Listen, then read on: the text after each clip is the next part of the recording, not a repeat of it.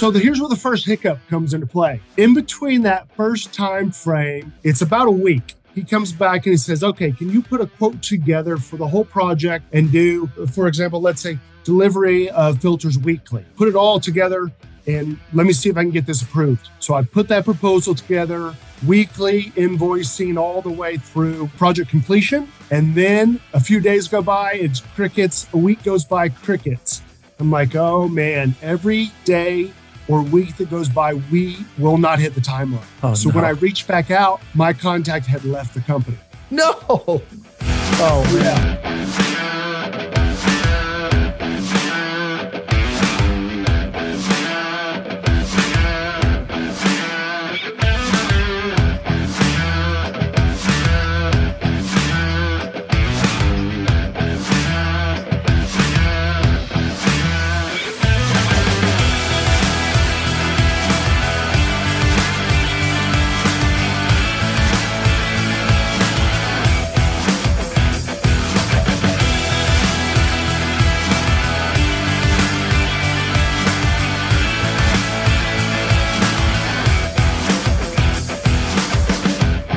Welcome to another Deal Breakdown episode where we give you the play-by-play and some of the best deals out there.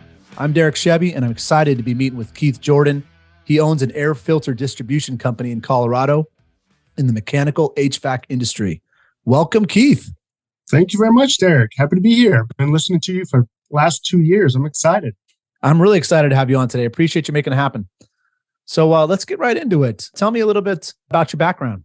Sure. I've been in B2B sales for the last 20 years. And what's interesting is that I didn't start in sales. I majored in marketing only because it was easier than pre-med that I was. And I got hired on with a large air duct company in the air conditioning industry as an advertising and marketing guy. And then 2 years in, got thrown into sales and started with their outside sales team. And then one of my guys' reps got me hired on to another company that was pure outside sales. And I ended up loving it and was with that company for the last 15 years.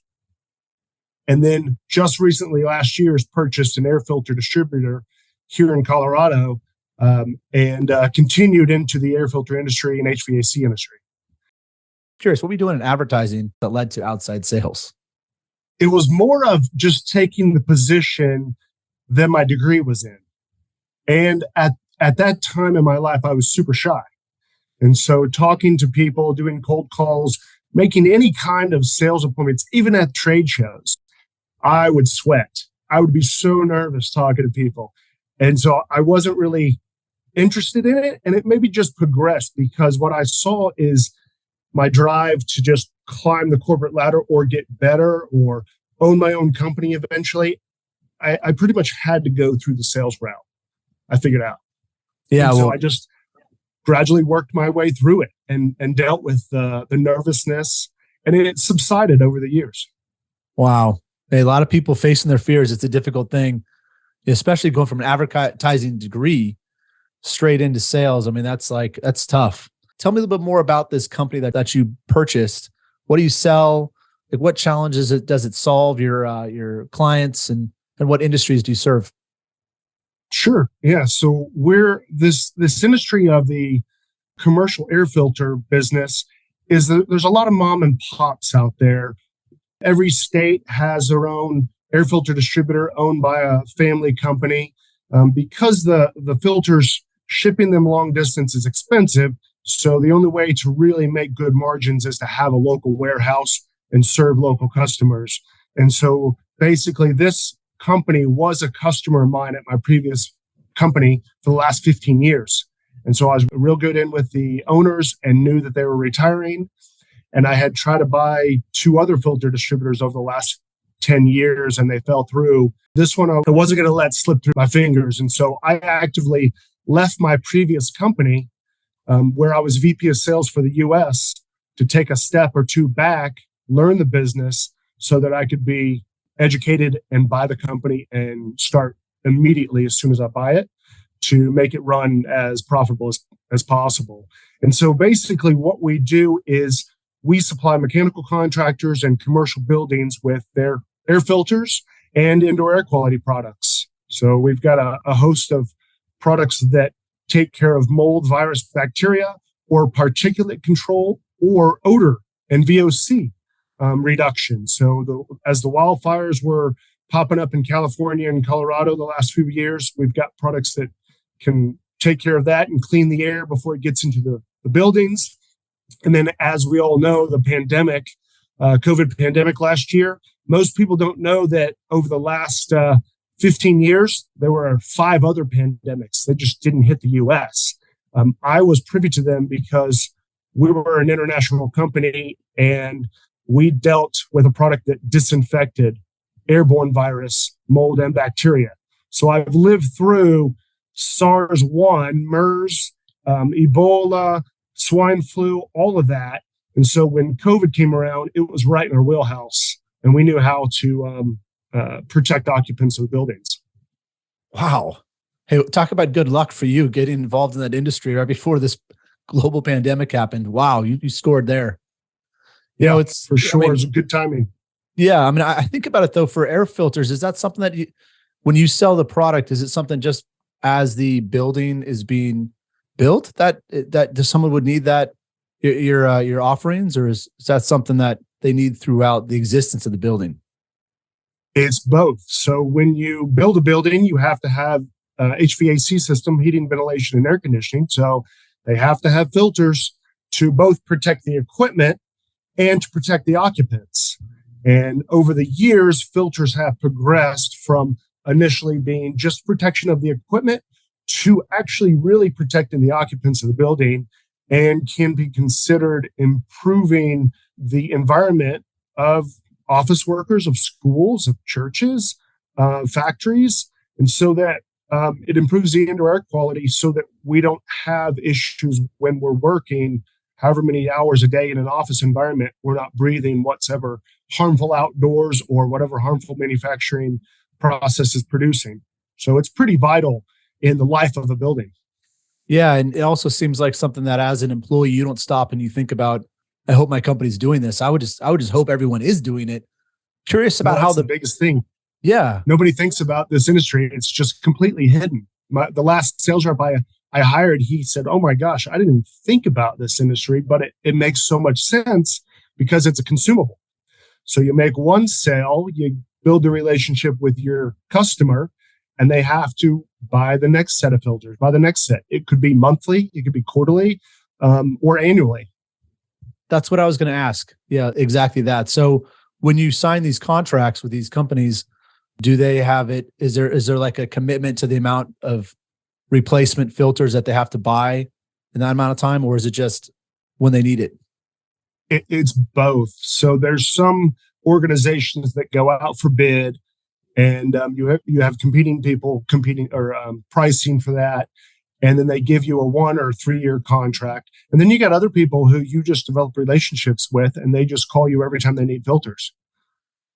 So you can sell the actual unit itself and then the filter consumables, or you can come into some deals that just need filter consumables, basically. Correct. Okay, yeah, interesting. Correct. And most of our business is on the aftermarket, after the building's constructed, after the equipment's installed, and then we come in and we supply the filters from then on. Very cool. It's one of those industries you didn't realize it was there, but you're glad that it is. So nice. So you're talking about a deal today, and I'm really excited to hear about this type of deal. Tell me about how you chose this one that you want to share with us today. So the main reason I chose this was because it was an outlier, a once in a lifetime deal that threw more twists and turns than any deal in my last 20 years. Nice. Well, I'm excited to hear about these twists and turns then. So tell me about a little bit more about the size of deal we're talking about here. You know, how big in terms of your quota, your monthly budget, or your annual budget does this represent? Well, yeah, to try to put it in perspective, when I started this deal, I was just the VP of business development for my company here, Colorado Air Filter. And to put it in perspective, this one deal was about 25% more than the gross annual revenue of the company. Whoa. Okay. Yeah. So definitely once in a lifetime. If it would have closed exactly as prescribed in the time frame, I would have doubled the size of the company instantly. Wow. Okay. Okay. Man, I'm thinking about that in terms of a budget. I guess I can't even think about that. You can't. So this is Yeah. an outlier type deal because this is 100%. a monster deal. Okay, great. Well, how did you find this specific account? This sounds like one that everyone's probably going after. Yeah. What was interesting is one of our contractors, our long-standing contractors who purchased filters from us for the last 20 years, I started reaching out to their sales team via LinkedIn. And you would search the company, and then you just send them a message, say, "Hey, I'm new with Colorado Air Filter, and I'm looking to just connect. Find out what you're doing." And one of the guys responded. He was VP of Service, and he said, "Hey, yeah, come on over. I'm familiar with your company. We do something a little bit different than the contractor side, but I'd love to see you come out and show you what we do." And so that initially started our meeting. They're local. So I drove over there, and one of their product managers, who was a young guy, 25, 26, gave me the tour, and we got to talking. And he moved to Colorado from Texas, as I did a few years ago. And so we instantly kind of hit it off. And, I built rapport with this guy, got him to trust me and see that I'm just a normal person, just like everybody else. I didn't, try to hard sell them right out of the gate. I just want to build some rapport and kind of take interest in what they're doing. Okay. And initially, I was trying to sell my product to them so that they could sell it to their customers. But come to find out, they didn't really want to do it that way. They just wanted to refer their customers to me. Okay. And that took a while, but that's eventually where it was headed. Okay. So hang on. There's so much that you said right here. And I just want to make sure I get this first part down. So you found this company by reaching out to their salespeople because you were thinking that they could sell your product, but reaching out to salespeople on LinkedIn. That's where you started. Correct. Okay, yeah. So I imagine this company is a real big company. So you're just trying to find some way. Multi-billion dollar company in many different markets. Got it. Okay. So all within the mechanical space and building, commercial building space. Great. So you probably reached out to the salespeople in Colorado then. Correct. Great. That's smart. Well, okay. Yes and no. I mean, yes, I was reaching out to the guys in Colorado, but I was also trying to reach out to guys in other states in the future to either A, develop a relationship with those guys because we could drop ship some of our products to them, or B, get them to refer me to the right guys here in Colorado.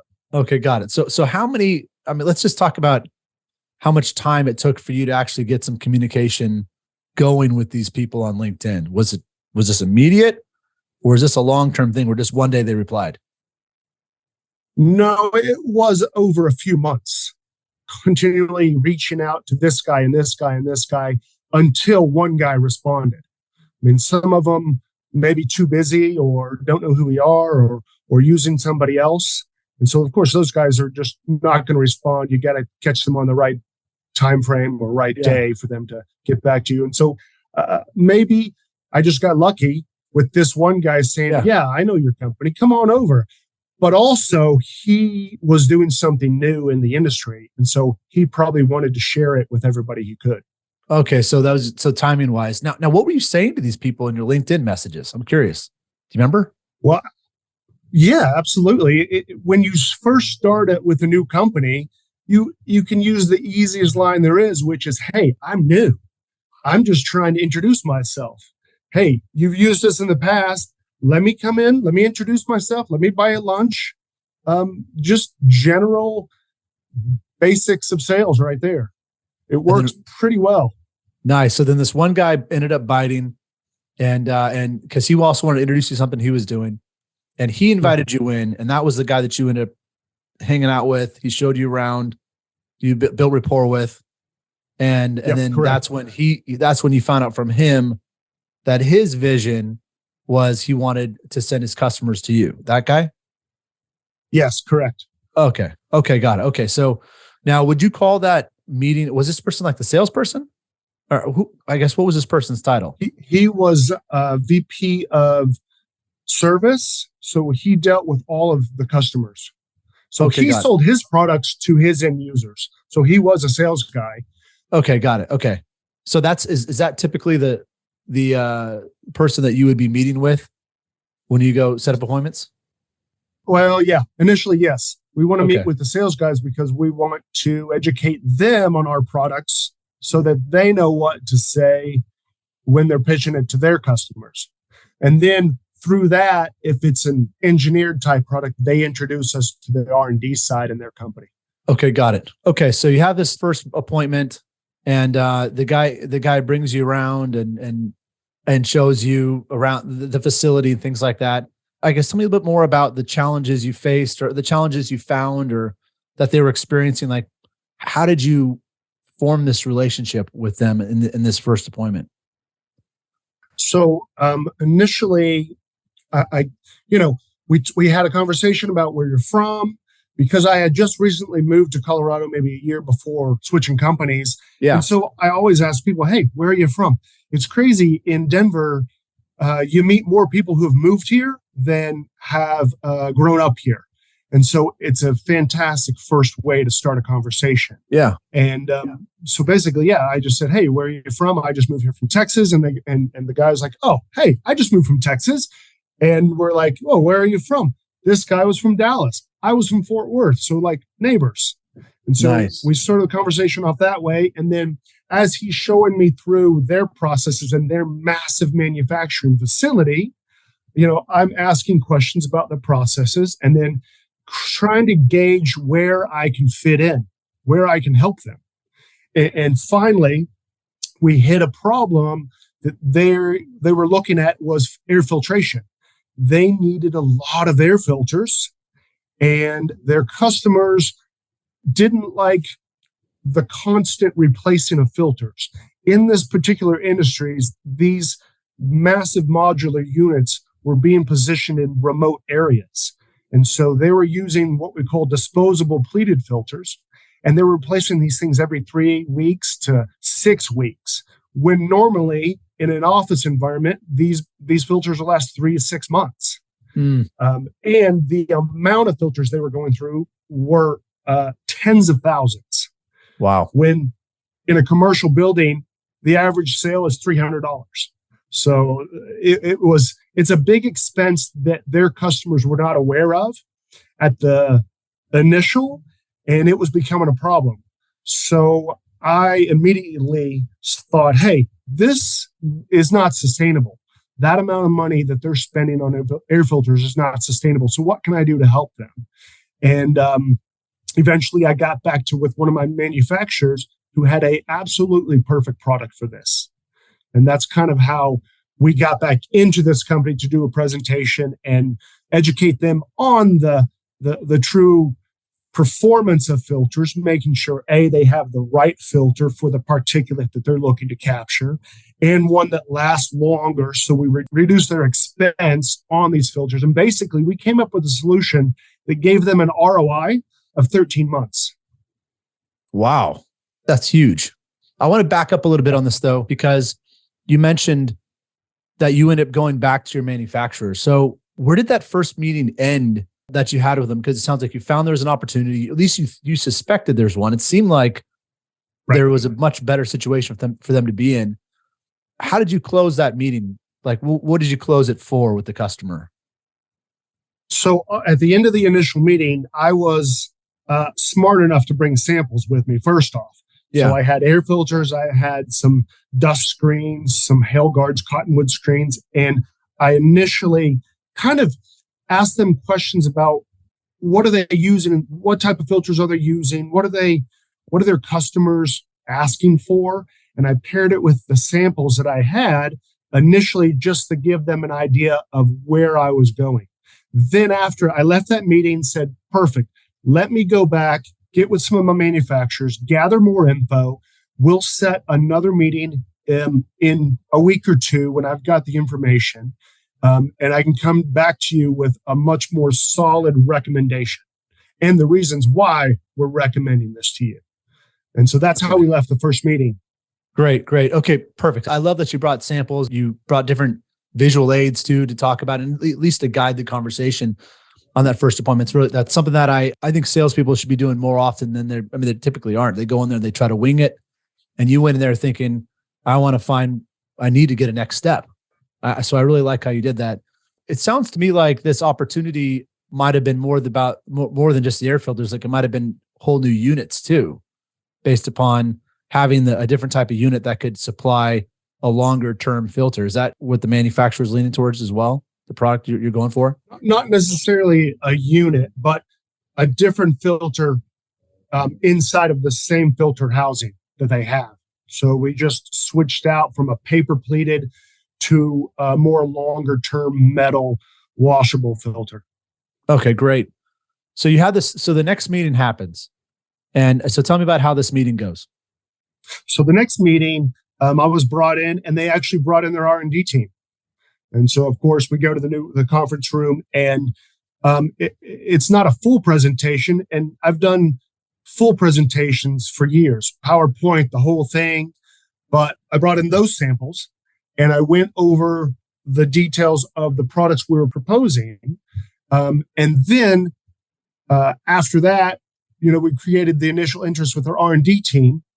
And during this process, they were actually dealing with somebody else who had a very similar product.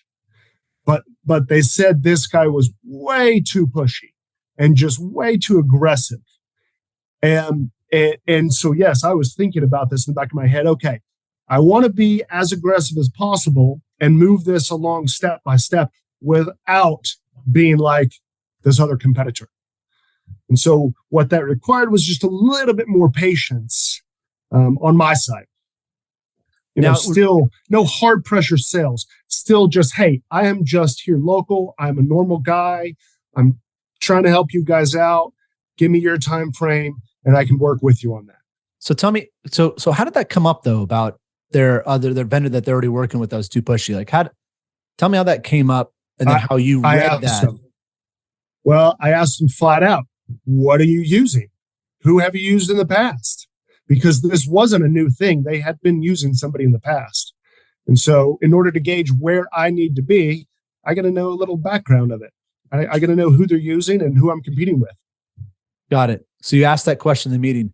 It sounds like the product that you were recommending, the consumables, the new consumables that would last longer, I imagine that current vendor could have provided that too. Right? Yes. So they could have. Yeah.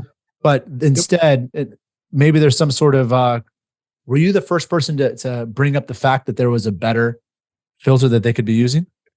No, actually I wasn't. I was second. To bring it up.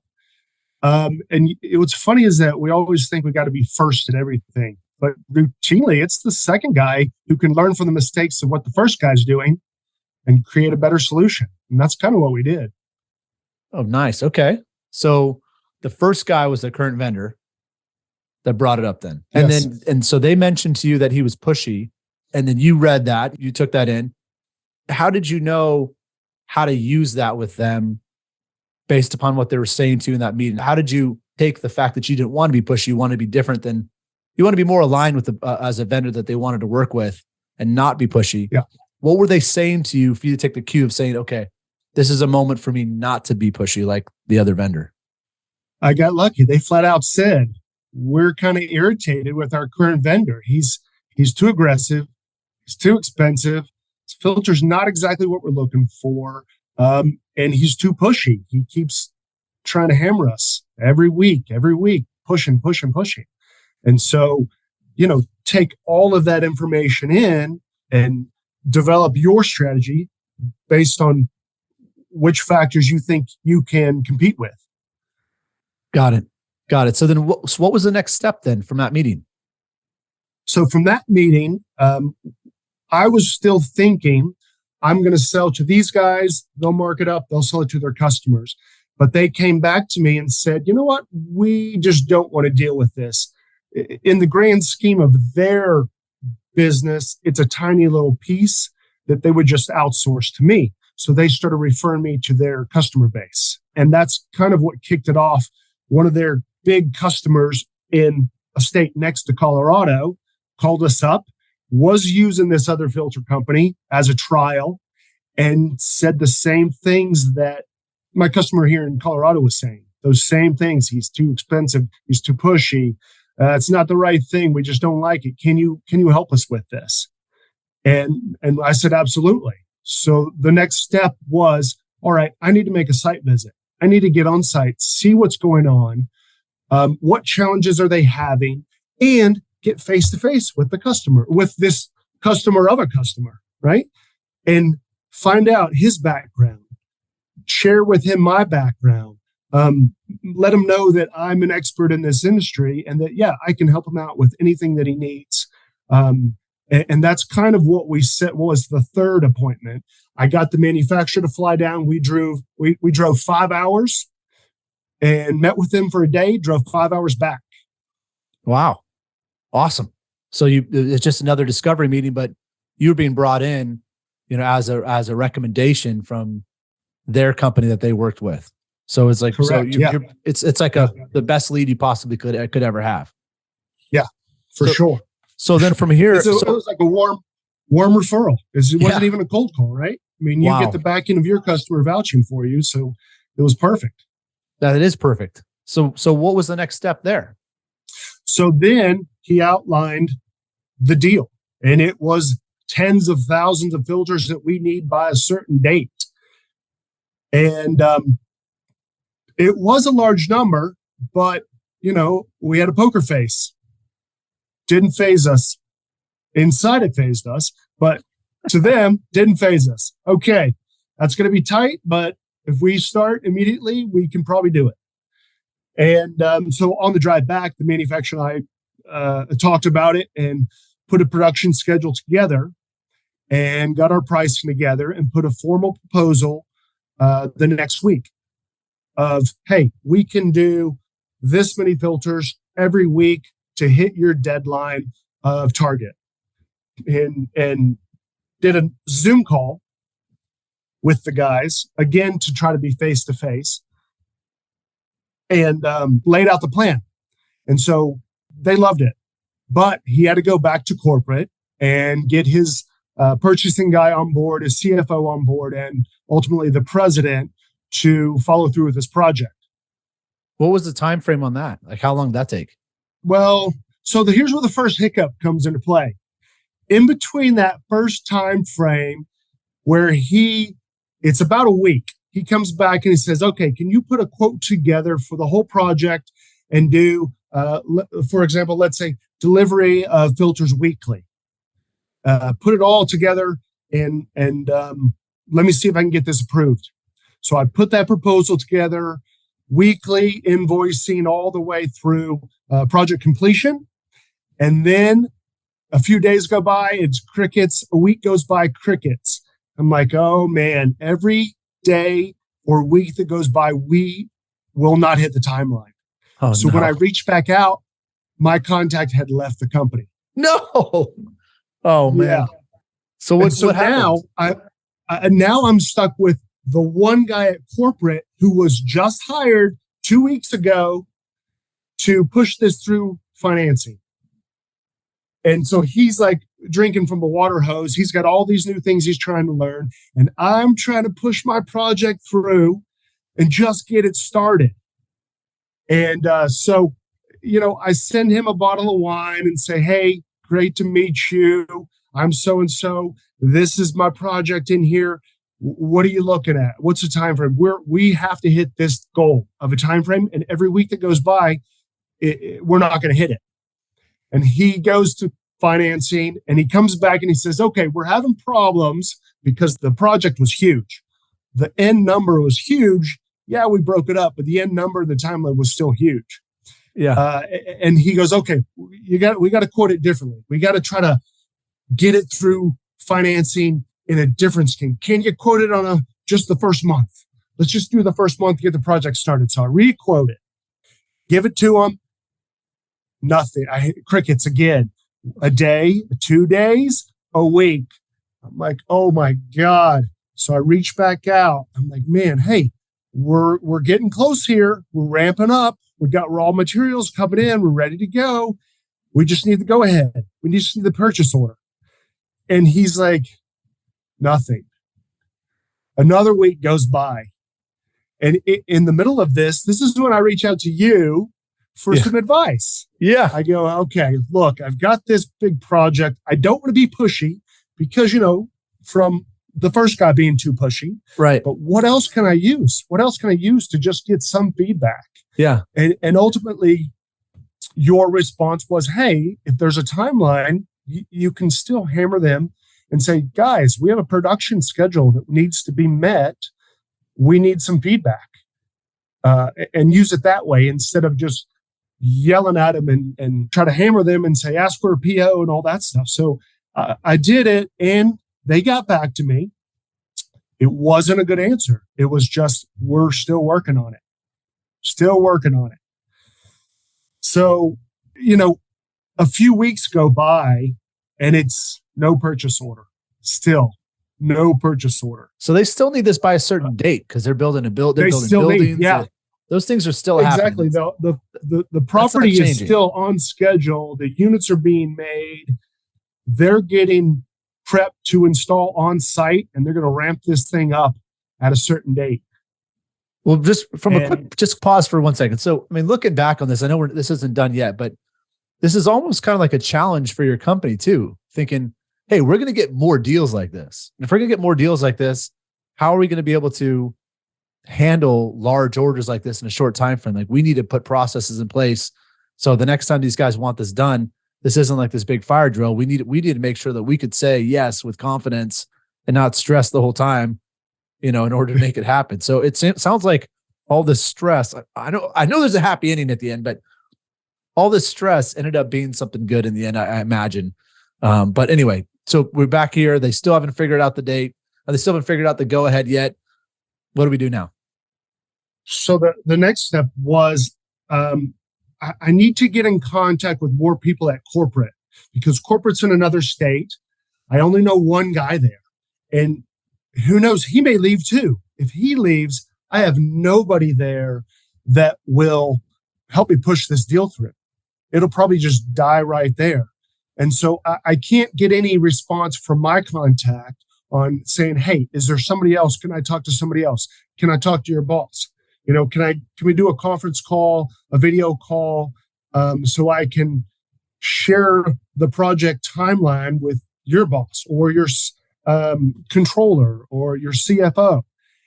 And so I go on LinkedIn again, and I start looking up this company and trying to connect and send messages to other people in that company, just trying to work my way around to where if I can at least get on the radar of other people, in case my key contact leaves, then I've got another avenue. And it works, kind of. I do get a few responses in accounting, and they just confirm, yeah, just keep working with your contact guy. Keep working with the guy that you're working with. So it kind of worked half and half. But now, during all that, this is a month. A month has passed. We're definitely not going to hit the timeline at this point. So I do get a little bit more aggressive, and I'm saying, hey, all right, we're not hitting your time frame. We can maybe ramp up and get very close, but we have to act now. And I put a little more pressure on my contact to bring me to his boss. And ultimately, he copies him in on a few emails to try to get his boss to put pressure on finance. So what happens is they come back and say, okay, all right, let's try to quote it a different way to get it approved in the system. So I quoted another way to try to get it approved. And crickets again. Oh, man. Crickets and crickets. And my initial excitement was just down. I'm like, Wow. I don't guess this is a go. I really don't guess this is a go. So another month goes by. A bit of good news. They hire another guy to take the site director.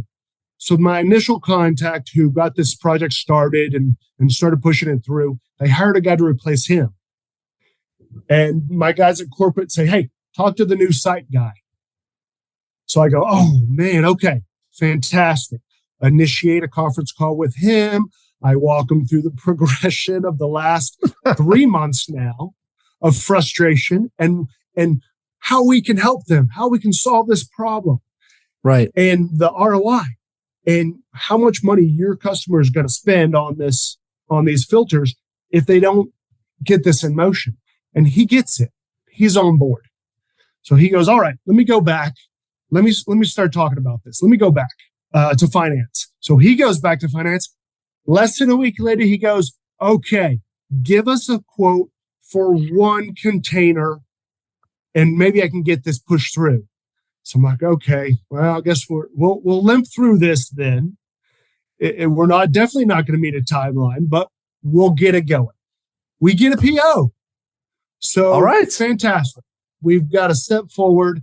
We've got an order for 1 container out of this entire project, which ultimately is 2% of the whole deal, right? Yeah. But it's a step forward. Perfect. I talked to my manufacturer. He's like, all right, we're on 4 to 6 week lead time. Let me get it ramped up. A week and a half goes by. Suddenly on LinkedIn, I see this customer files for bankruptcy.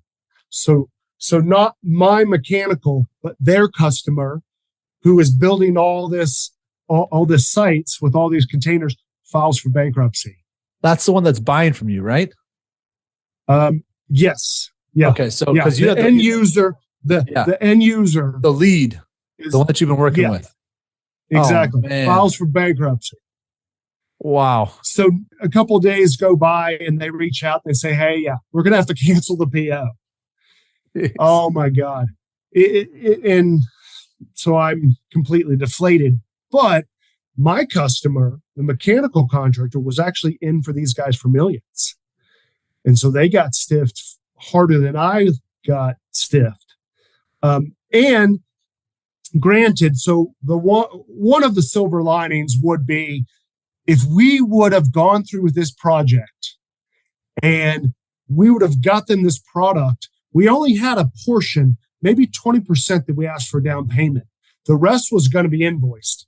We would have been stiffed for millions. Wow. And that would have been bad. That would have been bad. So, I mean, I guess one silver lining I can look back is, man, that saved us because that could have bankrupted our company if my manufacturer would have decided to hammer us on that. If you were more pushy, then you would have been hosed too in the back end. Wow. Yeah, 100%. 100%. Yeah. So quite a learning experience. Now, why we're talking about this deal, it ultimately didn't just die on the vine right there. Right. So during all of this, working with this one customer, this is a new industry and I love new industries. So I got into the industry through, or I started reaching out to other guys who were doing the same thing in other states and going to their trade shows and exhibiting and getting my company's name out there as a solution for their problems, which are the exact same as my customers' problems. Yeah. And so I started getting business and relationships with all these other companies.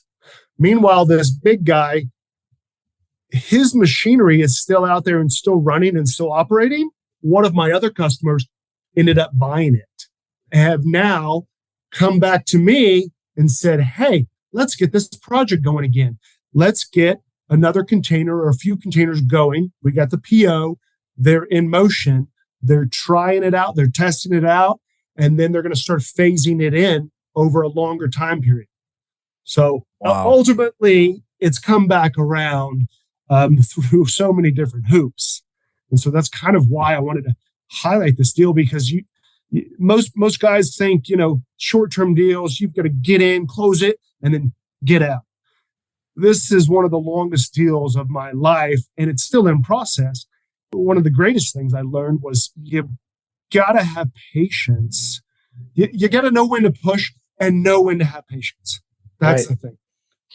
No, this is a very interesting deal, and you got lucky too in the end by not actually winning. All that heartache, all that gray hair. I think the last time we spoke, you didn't have as much gray hair, but yeah, all right. all that gray hair you got over this deal ended up being the right thing. And it's hard to see that in the moment. But you grew the business because you said, hey, this is a problem we're solving for this company, this industry. And you probably should continue doing that if this is such a big hit. So really, this one deal that you were going after ended up opening the door for tons and tons and tons more opportunities, it sounds like, for you. Absolutely. Because my initial customer, our mechanical contractor, is still in business and is selling to other companies. And they've essentially told me, you are our filter guy from here on out. And they refer every customer to me, big, small, whatever it is, medium size. Even though this large deal is still in progression, I'm still getting a bunch of small and medium sized deals along the way.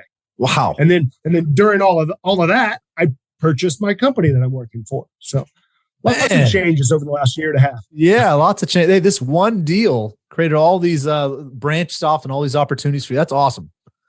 So I guess you're looking back, you won in different ways on this deal. You know, it wasn't a normal, you didn't win literally with this bankrupt company, but you won in different ways from this one that you worked on. What would you say were three things that you look back and say you're glad you did certain things?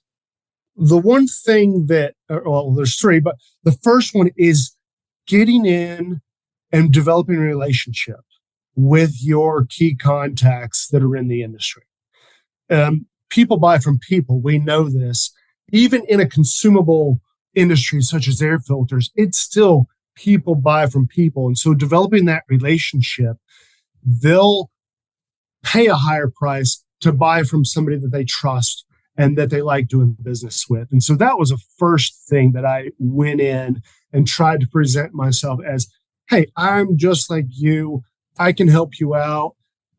Let's develop a business relationship and maybe even a personal relationship. You know, go out, have lunch, grab a few drinks, get to know our backgrounds. You know, that's the first thing right there. Yeah. That was it. The second thing was I made sure to present myself as an expert in my field because I know they're not an expert.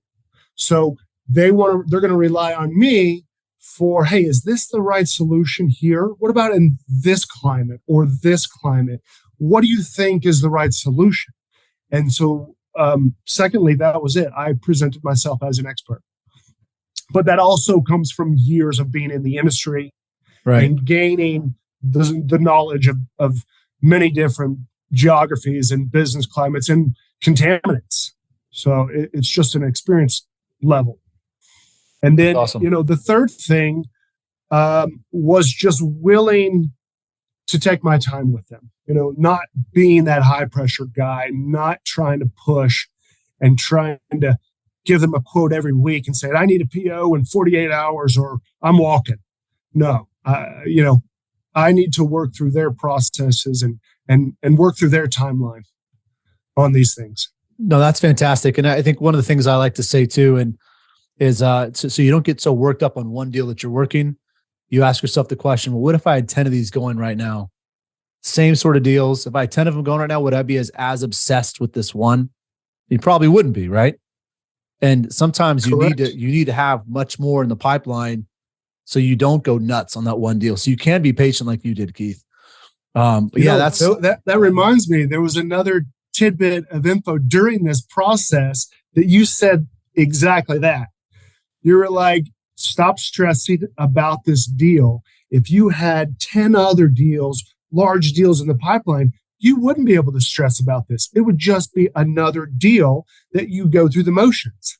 And so that helped me put it in perspective, take a step back and start working other deals, other industries, other people or companies in the same industry and not focus, not obsess on that one deal. When you obsess, then you end up doing nothing and everything else suffers. So if that deal would have fell through and you're obsessing on that one deal, you go back to your other deals and you haven't created any, you're gone. I mean, you're pretty much done. Your income drops and you maybe have to find another job in another industry. So that was a key thing. And that's difficult for sales guys. We do get obsessive a lot. It is. Oh, even myself, I get obsessive hearing that. I got to remind myself. So sometimes when I'm telling you, Keith, or other people, I'm telling myself too.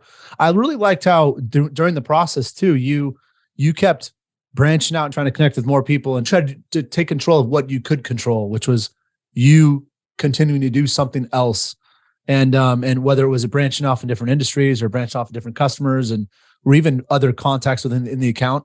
I mean, I think that's a good reminder too to the listeners of saying there's always something you can do, and you don't know what that outcome is going to be. You didn't know what it was going to be, but when the deal was done, you now were involved in all these other things. And so it seemed like that was you lived it. You showed that you keep taking a step forward and trying something new, keep trying to do something for the deal. So I love that. Are there things you look back and say that you would have done certain things differently? There's probably a few. I mean, what I probably should have done was, instead of just trying to reach out via LinkedIn to their corporate or go through my initial contact, on a deal this size, I should have probably set up a face-to-face meeting, flew up to corporate, and personally sat in the offices of everyone that I needed to talk to. I mean, this deal was way too big to just phone it in. And that went through my head, but I didn't really take that seriously. And probably looking back, I probably should have. And then maybe it would have given me two things. It would have either helped me propel this thing forward, or I would have saw some red flags.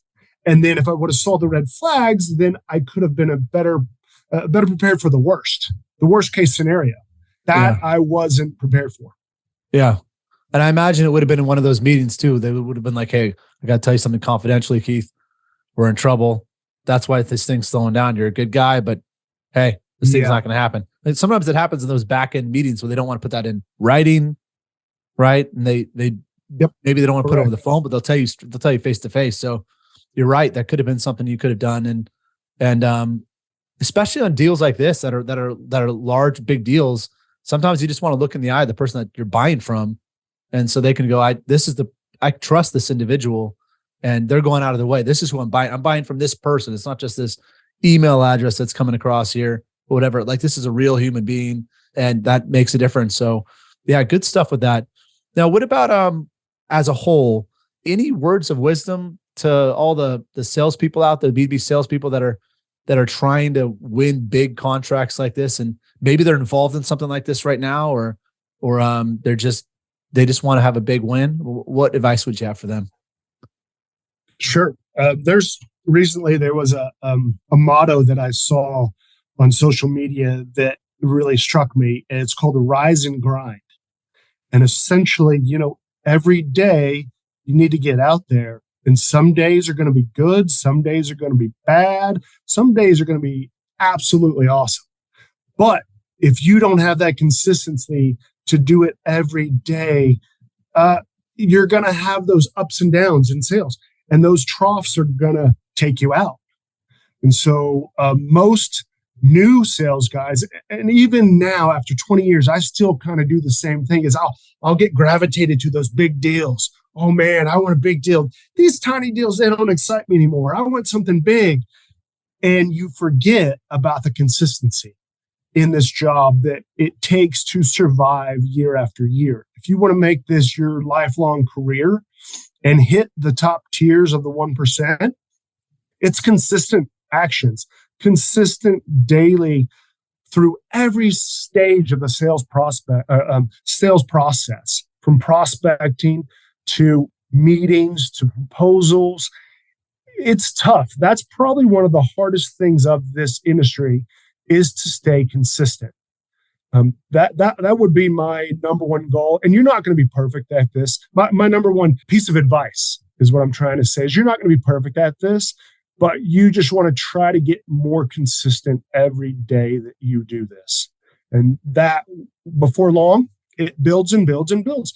And you are 5 steps higher than you were when you started, 7 steps, 10 steps. So it's always a stair step as you just maintain that consistency.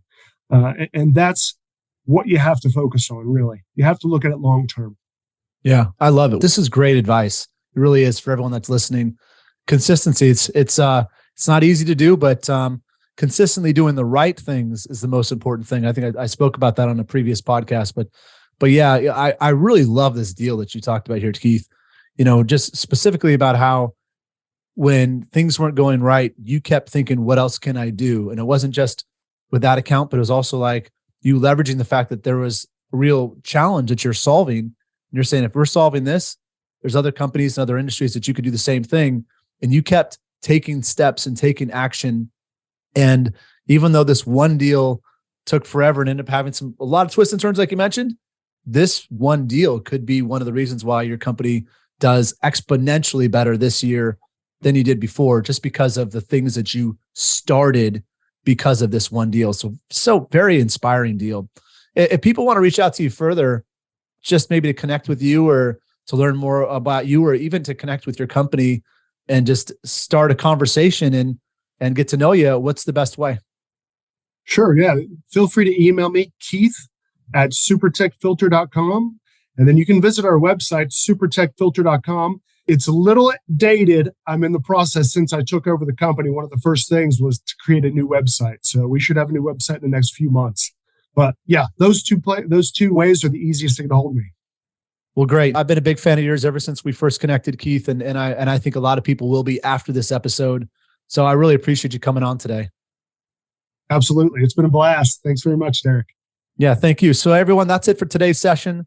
Thank you so much, Keith, for helping all of our fellow B2B salespeople out there improve their sales skills. For our listeners, if you like today's highlights, be sure to check out our summary on modernSalesTraining.com. Have a great sales week, everyone, and we'll see you next time. Hey, if you enjoy listening to this podcast and you're a B2B salesperson looking for extraordinary results, you have to check out my Outliers community. It's my monthly coaching program where we build the skills and habits needed to take your sales results far beyond your peers and out to where the highest income earners are in your industry, or as I call them, the outliers. Join me in the Outliers community at www.modernSalesTraining.com/outliers. Make sure you type modernSalesTraining.com/OUTLIERS. I'd love to have you join me in my Outliers community. See you there.